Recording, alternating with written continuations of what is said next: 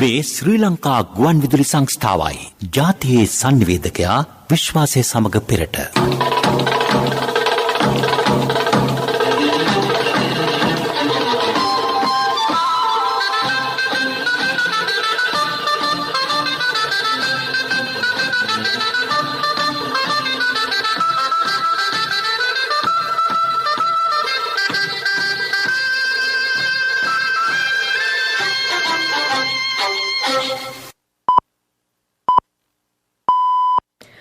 දොළහයි 45 මේ ශ්‍රී ලංකා ගුවන් විදුලි සංස්ථාවයි. මෙන්න ප්‍රවෘත්ති සංස්කරණය මොහන් පෙරේරා ප්‍රකාශය ඉනෝෂා වී බැද්ද. සියලුම සිසුන් සඳහා පාසල් විවෘත කෙරේ. සිසුන් දැඩි උනන්දුවෙන් පාසල් වෙත. චීන ශ්‍රී ලංකා නිදහස් වෙළඳ කිවිසුමක් වෙනුවෙන් චීනයෙන් උත්තේජනයක්. අවශ්‍ය ඉන්ධන තොග විදුලි බල මණ්ඩලයට ලැබේ. විදුලිය කැපීමක් සිදු නොවන ලකුණු. ත්‍රිකුණාමලයේ තෙල් ටැංකි සංකීර්ණයේ සිට පළාත් රැසකට තෙල් බෙදා හැරීමට සැලසුම්. ටැංකි කුලියටදී ඩොලර් මිලියන 100ක ආදායමක්. පාසල් නිල ඇඳුම් දේශීය කර්මාන්තකරුවන්ගෙන්. විදේශිකයෙකු කටුනායක ගුවන් තොටුපළේ කළ ත්‍රාසජනක ක්‍රියා රැසකින් පසු අත්අඩංගුවට. ගින්දර යට පැයක් සිට මාතලේ තරුණයෙකුගෙන් ලෝක වාර්තාවක්. දිස්ත්‍රික්ක කිහිපයකට තදවැසි ඇතිවන ලකුණු. දේශීය කහ අවශ්‍යතාවෙන් 70%ක් සපුරා අවසන්. කසකස්ථානයේ ප්‍රචණ්ඩ ක්‍රියාවලින් 164ක් මරුට. සිම්බාබ්වේ ක්‍රිකට් කණ්ඩායම දිවයිනට පුහුණුකරුට කොවිඩ්. සියලුම සිසුන් සඳහා අද පාසල් විවෘත කෙරින. බොහෝ සිසුන් වඩා උනන්දුවෙන් පාසල වෙත පැමිණ සිටි බව වාර්තා වේ. සියලු සිසුන්ට අධ්‍යයන කටයුතු සඳහා පහසුකම් සලසා තිබුණේ. සිසුන්ගේ සෞඛ්‍ය තත්ත්වය පිළිබඳව වැඩි අවධානයක් යොමු කෙරේ. ළමයින් සමාජයට නිරාවරණය වීම හේතුවෙන් ඔවුන් දැඩි සෞඛ්‍ය පුරුදු අනුගමනය කිරීම අත්‍යවශ්‍ය වේ. පාසල් ආපනශාලා තවදුරටත් වසා තැබේ. පවුලේ අය කොවිඩ් ආසාදනය වී ඇතනම් හෝ කොවිඩ් රෝගීන් සමග සමීපව සිට ඇතනම් පාසලට පැමිණීමෙන් වළකින්නැයි අධ්‍යාපන අමාත්‍යාංශයේ ලේකම් මහාචාර්ය කපිල පෙරේරා මහතා ඉල්ලීමක් කරයි.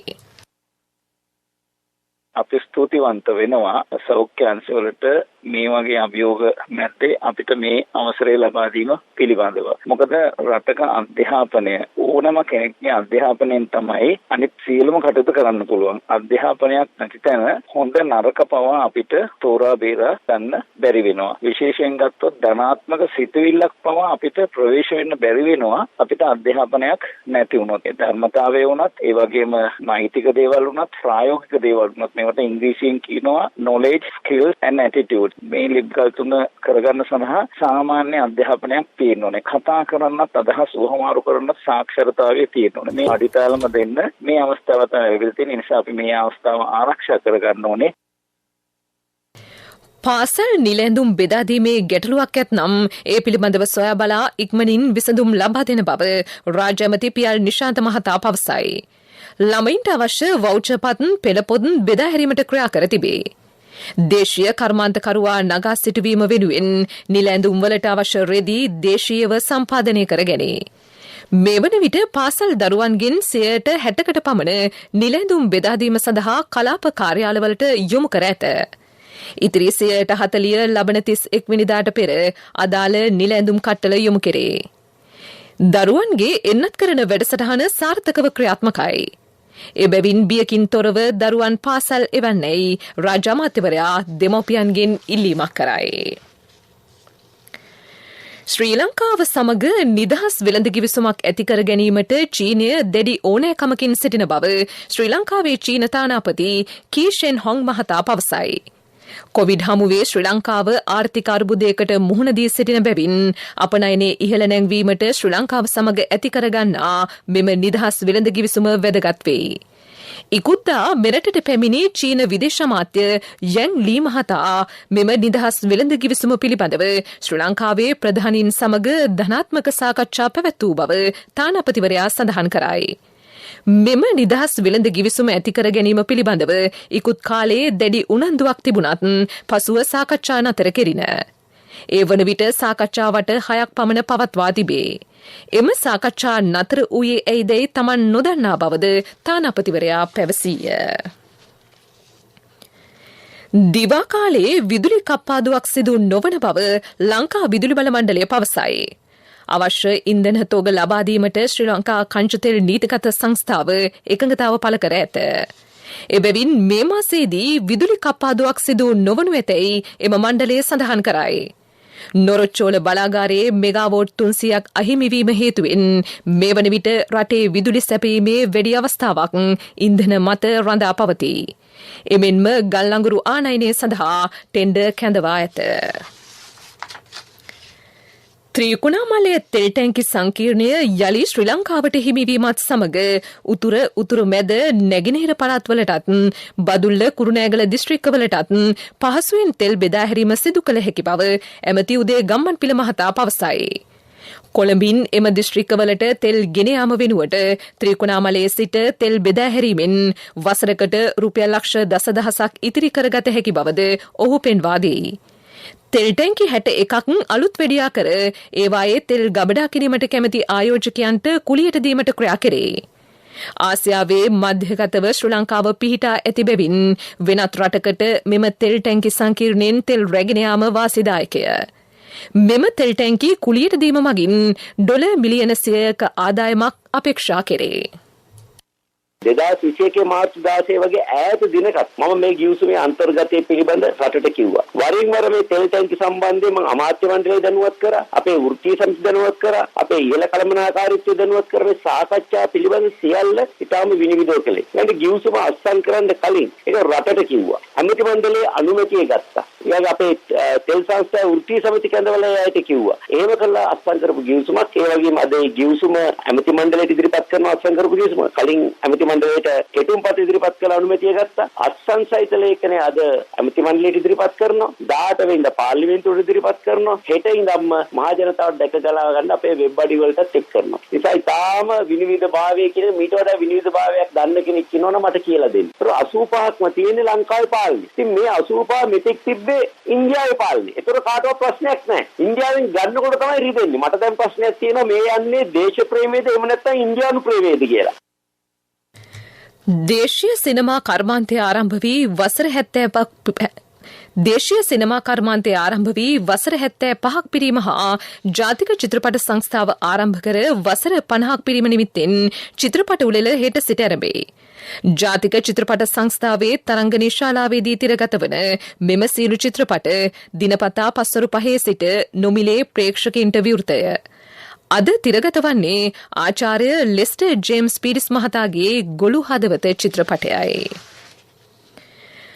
අඩිහයක් ගැඹුරු පොළවේ වලක් යට වාඩි වී ලෑලි දමා එය සම්පූර්ණයෙන් පස්වලින් වසා ගින්දර දමා පැයක කාලයක් වල යට සිටිමින් ලෝක වාර්තාවක් පිහිටුවීමට මාතලේ 36 හැවිරිදි මොහමදු මස්හුන් මුසාදික් සමත් විය. ඉන්දියාවේ ලෝක වාර්තා කමිටුවක සහයෝගයගෙන රටවල් 27ක ලෝක කමිටු සමාජිකයන්ගෙන් සැදුම්ලත් ආයතනයක අධීක්ෂණය යටතේ වාර්තාව තබා තිබේ. සර්වාග්මික වතාවත් වලින් පසු මෙම තරුණයා මෙම වාර්තාව පිහිටුවීමට වලට බැස ඇත. එම වල තුල CCTV කැමරාද සවිකොට තිබින. වල මතුපිට දරසෑය අඛණ්ඩව භූමිතෙල් දමා දැල්වෙමින් පැවතින. මෙය නැරඹීම සඳහා විශාල පිරිසක් පැමිණි අතර වාර්තාව පිහිටුවා අවසානයේ ජනතා ඔල්වරසන් මැද්දේ ඔහුට හිමි සහතිකය පිරිනැමින. මේ ප්‍රවෘත්ති ශ්‍රී ලංකා ගුවන් විදුලි සංස්ථාවෙන්.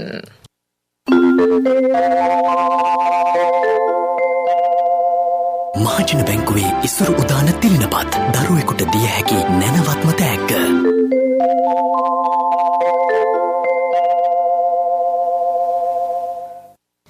ව්‍යාජ ගුවන් ගමන් බලපත්‍රයක් මගින් අබුඩාබි හරහා ප්‍රංශයට යෑමට තත් කළ විදේශිකයෙකු කටුනායක ගුවන්තොටුපළේ ආගමනික විගමනක දෙපාර්තමේන්තුව විසින් අත්අඩංගුවට ඇත.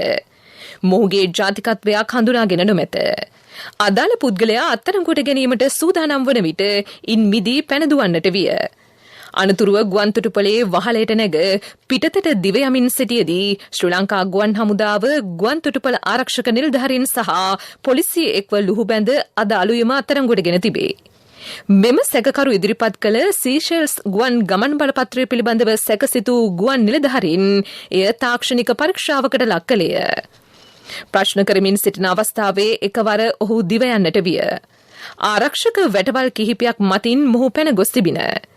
මෙම ත්‍රාසජනක ක්‍රියාවලිය පැයක පමණ කාලයක් පැවති බව වාර්තා වේ. මෙම විදේශිකයාගේ ගෙල ප්‍රදේශයේ අංකයක්ද සටහන් වී තිබේ. එබැවින් මොහු විදේශ බන්ධනාගාරයකින් පලා ආ පුද්ගලයෙකු හෝ කිසියම් ජාත්‍යන්තර කල්ලියක සමාජිකයෙකු යයි සැක කෙරේ. බස්නාහිර පළාත් සභාවේ හිටපු විපක්ෂ නායකවරයෙකු වූ කිත්සිරි කහටපිටිය මහතා අභාවප්‍රාප්ත වෙයි. ඔහු කොවිඩ් වැළඳීම හේතුවෙන් ඉකුත් දිනවල රෝහල්ගතව ප්‍රතිකාර ලබමින් සිටියේය. මිය යන විට ඒ මහතා 60 වන වියේ පසුවිය. ඒ මහතාගේ දේහය පිළිබඳ අවසන් කටයුතු අද පස්වරු 4:30ට වරකාගොඩ ආදාහනාගාරයේදී සිදු කෙරේ. මේ අතර අභාවප්‍රාප්ත ප්‍රවීණ රංගන ශිල්පී ගාමිණී අම්බලන්ගොඩ මහතාගේ දේහය පිළිබඳ අවසන් කටයුතු අනිද්දා මාතලේ පොදු සුසාන භූමියේදී සිදු කෙරේ. ජනප්‍රිය බයිලා ගායක ඩෙස්මන්ඩ් ද සිල්වා මහතාද ඊයේ හෘදයාබාධයකින් මිය ගියේය. වසර 10ක පමණක සිට ඔස්ට්‍රේලියාවේ මෙල්බර්න්හි සිටින ඔහු මිය යන විට 77 වන වියේ පසුවිය. නිල්වන් මුහුදු තීරේ යන්න රට වටේ චූඩාමානිකේ බලාලා යමන් බණ්ඩෝ වෙසක් බලන්න පොල්කටු හැන්දේ මිට වගේ කිරිල්ලි රන් කිරිල්ලි සහ ගෙපෙලට ආවා වැනි අතිශය ජනප්‍රිය ගීත රසක් ඔහු ගායනා කර ඇත.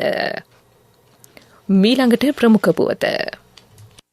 ඔයාලගේ අක්ක තමයි වටිනම තෑග්ග ගෙනත් තිබ්බේ. අපේ පවුලේ අය කවදත් හිතන්නේ දරුවගේ අනාගතය ගැන. මහජන බැංකුවේ ඉසුරු උදාන තිලිනපත් දරුවෙකුට දිය හැකි නැනවත්ම තෑග්ග.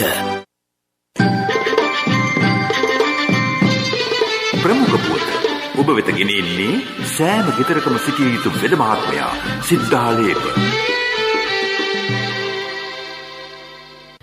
භූවිද්‍යා සමීක්ෂණ සහ පතල් කාර්යාංශයේ උපයාගත් ආදායමින් රුපියල් කෝටි 250ක් මහා භාණ්ඩාගාරයට පිරිනැමේ. ඒ සියලු මුදල් මෙම මාසය තුල ලබා දීමට ඇමති මහින්ද අමරවීර මහතා එම කාර්යාංශයට උපදෙස් ලබා දුන්නේය. වසර අවසන් වීමට පෙර තවත් රුපියල් කෝටි 50ක් ලබා දීම අපේක්ෂාවයි. එම ආයතනයේ දැනට දූෂණ චෝදනා එල්ල වී ඇති නිලධාරීන් සම්බන්ධයෙන් විමර්ශන කඩිනම් කරන ලෙසද එහි අධ්‍යක්ෂ මණ්ඩලයට නියෝග කළේය. ප්‍රමුඛතම පුවත ඔබ වෙත ගෙන ආවේ සිද්ධාලේප ලක්පියාව.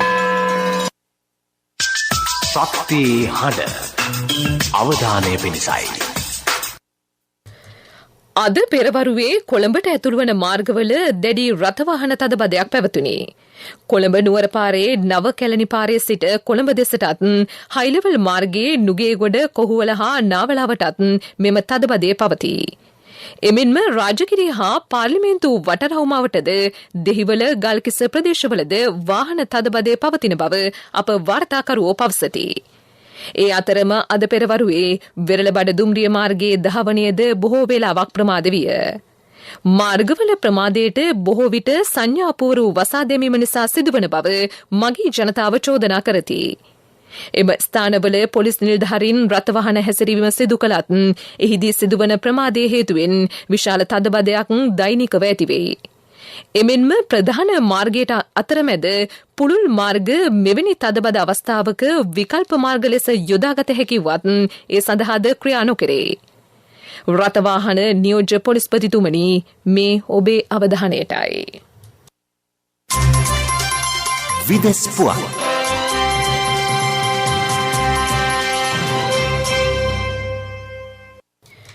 ඇමරිකාවේ නිව්යෝර්ක්හි මහල් නිවාසයක ඇති වූ ගින්නකින් ළමයින් 9 දෙනෙකු ඇතුළුව පුද්ගලයෝ 19 දෙනෙක් මිය ගියහ. තවත් 32 දෙනෙකුත් රෝහල්ගත කර තිබේ. වසර 30කට පසු නිව්යෝර්ක් නගරයෙන් වාර්තා වූ දරුණුතම ගිනි ගැනීම මෙයයි. විදුලි හීටරයක් හේතුවෙන් මෙම ගින්න ඇතිව තිබෙන බව හඳුනාගෙන ඇතැයි එරට ගිනි නිවීමේ කොමසාරිස් ඩැනියෙල් නිග්‍රෝ පැවසීය. කසගස්ථානයේ ප්‍රචණ්ඩකාරී රාජ්‍ය විරෝධතා හේතුවෙන් අවම වශයෙන් 164 දෙනෙකු මිය ගොස් ඇතැයි එරට රජය තහවුරු කරයි. තවත් 6000කට ආසන්න පිරිසක් අත්අඩංගුවට ගෙන ඇත. ඉන් සැලකිය යුතු පිරිසක් විදේශිකයෝ වෙති. ඉන්ධන මිල ඉහළ යාමත් සමග ඇති වූ උද්ඝෝෂණ රට පුරා ව්‍යාප්ත වීමත් සමග එය කැරැල්ලක් බවට පත්විය. ඒ සමගම රුසියාව කසකස්ථානයේ සහයට පැමිණි අතර දින කිහිපයකින් තත්ත්වය පාලනය විය. සඳ මතුපිට ජලය ඇති බවට නවතම සාක්ෂි හමුව තිබේ. චීනයේ චෙන්ගී 5 යානය එහි ජලය ඇති බවට සංඥා නිකුත් කර ඇත. එහි 5 ටොන් එකකට ජලය ග්‍රෑම් 120කට අඩු ප්‍රමාණයක් ඇති බව පෙනී ගොස් තිබේ. නමුත් එය බොහෝ වියලි අවස්ථාවකි. පෙරසර සංවර්ධනයක පුවත් සම්පින්ඩනය සංවර්ධන පුවත්. ඔබේ වත්තේ පොල්ගසට පොහොරයදීමෙන් දෙතමනේ සංරක්ෂණයෙන් ජල සම්පාදනයෙන් සෑම වල්ලකින්ම පොල් ගෙඩියක් වැඩි කරගන්න. අමතර ආදායමක් ලබාගන්න. තාක්ෂණික සහය සඳහා අමතන්න 1928. පොල් ගෙඩියක් වැඩි කරගන්න. ආදායම සරු කරගන්න. මේ ඔක්කොම පොල් අකුරෙන් ලියාගන්න. පොල් පර්යේෂණ ආයතනයේ පණිවිඩයක්. විදේශ වෙළඳපොළ ඉලක්ක කරගත් නිෂ්පාදන කර්මාන්ත සඳහා මහවැලි කලාප සංවර්ධනය කෙරේ. රාජ්‍ය අමාත්‍ය සිරිපාල ගම්ලත් මහතා මහවැලි එච් කලාපයේ සංවර්ධන කටයුතු පිළිබඳ ප්‍රගතිය සොයා බැලීය. මහවැලි ජනපද නිවැරදි ආකාරයෙන් කෘෂි නිෂ්පාදන සිදු කළේ නම් සහල් සහ එළවලු මිල මෙතරම් ඉහළ යාමක් සිදු නොවන බව ඒ මහතා පවසයි. මේ අතර වසර ගණනාවක් වසා දමා තිබූ කොස්ගම ප්‍රාදේශීය රෝහලේ ගොඩනැගිල්ලක් ප්‍රතිසංස්කරණය කිරීමෙන් පසු යලි රෝහලට භාර දී ඇත. පෙරසර සංවර්ධනයක පුවත් සම්පින්ඩනය සංවර්ධන පුවත්. ඔබේ වත්තේ පොල්ගසට පොහොරයදීමෙන් දෙතමනේ සංරක්ෂණයෙන් ජල සම්පාදනයෙන් සෑම වල්ලකින්ම පොල් ගෙඩියක් වැඩි කරගන්න. අමතර ආදායමක් ලබාගන්න. තාක්ෂණික සහය සඳහා අමතන්න 1928. පොල් ගෙඩියක් වැඩි කරගන්න. ආදායම සරු කරගන්න. මේ ඔක්කොම පොල් අකුරෙන් ලියාගන්න. පොල් පර්යේෂණ ආයතනයේ පණිවිඩයක්. ක්‍රීඩා පුවත්. සිම්බාබ්වේ ක්‍රිකට් කණ්ඩායම එක්දින තරඟ 3ක සංචාරයක් සඳහා අදාළුවම දිවයිනට පැමිණියේය. මහනුවර පල්ලේ කැලේ ජාත්‍යන්තර ක්‍රිකට් ක්‍රීඩාංගණයේ සීළු තරඟ පැවැත්වේ. 16, 18 සහ 21 දිනවල පසරු 2:30ට සීළු තරඟ ඇරඹේ. මේ අතර සිම්බාබ්වේ ක්‍රිකට් ප්‍රධාන පුහුණුකරු ලාල්චන්ද් රාජපුත්හට කොවිඩ් ආසාදනය වී තිබේ. අදාළුවම කටුනායක ගුවන් තොටුපළේ සිදු කළ රැපිඩ් ඇන්ටිජන් පරීක්ෂණයෙන් පසු මේ බව තහවුරු විය. ඒ අනුව ඔහුව නිරෝධායනය සඳහා යොමු කිරීමට නියමිතයි. ඉදිරි තරඟවලදී ශ්‍රී ලංකාව පරාජය කරන බව ඔහු ඉකුද්දා ප්‍රකාශ කළේය. නවසීලන්තයේ හමුවේ බංග්ලාදේශ පළමු ඉනිම ලකුණු 126කට සීමා වේ. මේ හේතුවෙන් නවසීලන්ත පළමු ඉනිමට වඩා ඔවුන් ලකුණු 395ක් පිටුපසින් සිටී. බංග්ලාදේශ පිළ වෙනුවෙන් වැඩිම ලකුණු සංඛ්‍යාව ලෙස වාර්තා වූයේ යසිර් අලි රැස් කළ ලකුණු 55යි. ට්‍රෙන්ට් බෝල්ට් කඩලු 5ක් බිඳ හෙළිය. ක්‍රයිස්ට් චර්චි පැවැත්වෙන දෙවන ටෙස්ට් ක්‍රිකට් තරගයේ දෙවන දිනය අද විය. මුලින් පන්දුවට පහර දුන් නවසීලන්ත පිළ කඩලු 6කට ලකුණු 521ක් රැස් කළේය. එහිදී නායක ටොම් ලැතම් මේ වසරේ ප්‍රථම ද්විත්ව ශතකය වාර්තා කරමින් ලකුණු 252ක් රැස් කළේය. ඩෙවොන් කොන්වේ මේ වසරේ දෙවන ශතකය වාර්තා කරමින් ලකුණු 109ක් රැස් කළේය. ව්‍යාපාරික පුවත් ඔබ වෙත ගෙන එන්නේ NSB සල්ලි එහෙන් තෑගි මෙහෙන් ස්වර්ණ ජයන්ති වාසනා ජයග්‍රාහකයා ඔබද. ශ්‍රී ලංකන් ගුවන් සේවය උතුරු ඇමරිකාව සහ යුරෝපයේ ගුවන් මගින්ට වැඩි වාසි අත්කරදීම සඳහා ඇමරිකානු ගුවන් සේවය සමග සංකේත හුවමාරු ගිවිසුමකට එළඹ තිබේ. එමගින් ඇමරිකාවේ මියාමි සහ නිව්යෝක් වෙතත් යුරෝපයේ ලන්ඩන් සහ පැරිසියටත් පියාසර කිරීමේදී ගුවන් මගින්ට වැඩි පහසුකම් ලැබේ. එමෙන්ම ජර්මනියේ ෆ්‍රැන්ක්ෆර්ට්, ඇමරිකාවේ ඩලාස්, ලොස් ඇන්ජලිස් සහ චිකාගෝ වෙතද පහසුකම් සැපේ. මෙහිදී කටාර් සහ එතිහාඩ් ගුවන් සේවාවල සහයද ලබා ගැනේ. මෙමගින් ශ්‍රී ලංකන් ගුවන් සේවය රටවල් 55ක නගර 121ක් ආවරණය කරයි. ව්‍යාපාරික පුවත් ඔබ වෙත ගෙනාවේ. NSB සල්ලි එහෙන් තෑගි මෙහෙන් ස්වර්ණ ජයන්ති වාසනා ජයග්‍රාහකයා ඔබද. NSB ස්වර්ණ ජයන්තිය වෙනුවෙන් සුපිරි ජයග්‍රාහකයාට රන් පවුන් 50ක්, දෙවැනි ජයග්‍රාහකින් 10 දෙනාට ස්කූටර්, දෙවැනි ජයග්‍රාහකින් 10 දෙනාට iPhone, සිව්වැනි ජයග්‍රාහකින් 29 දෙනාට මවුන්ටන් බයික්. 2021 ඔක්තෝබර් 1 වෙනිදා සිට 2022 දෙසැම්බර් 31 දක්වා NSB U Trust කරා අවමේ වරකට ඇමරිකානු ඩොලර් 100ක් හෝ ඊට සමාන ඕනෑම විදේශ මුදලක් 3 වතාවක් එවන්න. ආර්ථික පුවත් ආවරණය ඔබේ ඕනම අවශ්‍යතාවයකට සුදුසු මූල්‍ය විසඳුම් දෙන එන අය දියුණු වෙන අය එන LOLC සමූහය එන්න දියුණු වෙන්න. දේශීය කහ අවශ්‍යතාවෙන් 70%කට ආසන්න ප්‍රමාණයක් දැන් සපුරා ඇතැයි අපනයන කෘෂිකර්ම දෙපාර්තමේන්තුවේ අධ්‍යක්ෂ ජෙනරාල් AP දිස්නා මහත්මිය පවසයි. 2019 සිට කහ ආනයනය සම්පූර්ණයෙන් අත්හිටුවා ඇත. ඉකුත් වසරේදී ගොවින්ට කහපැල ලක්ෂ 47ක් බෙදා දී ඇත. එම වසරේදී කහ බීජ මෙට්‍රික් ටොන් 500ක්ද බෙදා හැරින. අපි බලාපොරොත්තු වෙනවා මේ සැරේ මේ අවුරුද්දෙත් කහ වගා ප්‍රවර්ධන වැඩසටහන දිගින් දිගටම කරගෙන යන්න.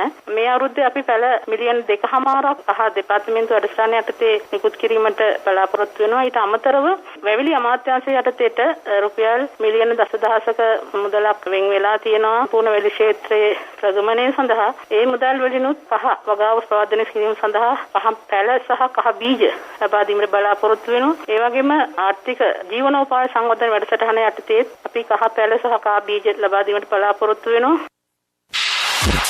ආර්ථික පුවත් ආවරණය අයියෝ ආද අප්පා මේ යන්නේ නෑනේ මේ ඔය වසන්තයි යන්නේ. ඇයි මල්ලි මොකද හදිස්සිය? නෑ ඉතින් සල්ලි තමයි හදිස්සිය. ඇත්තද? හැබැයි සල්ලි හදිස්සි උනාට මල්ලි හදිස්සි වෙන්න එපා. ඕනම LOLC ෆයිනෑන්ස් ශාඛාවක 3-wheeler එකේ පොත තියලා එවලේම සල්ලි ගන්න. LOLC ෆයිනෑන්ස් වීල් පොතට කෑෂ්, වීල් පොතට ඉවිලෙම කෑෂ් අතට.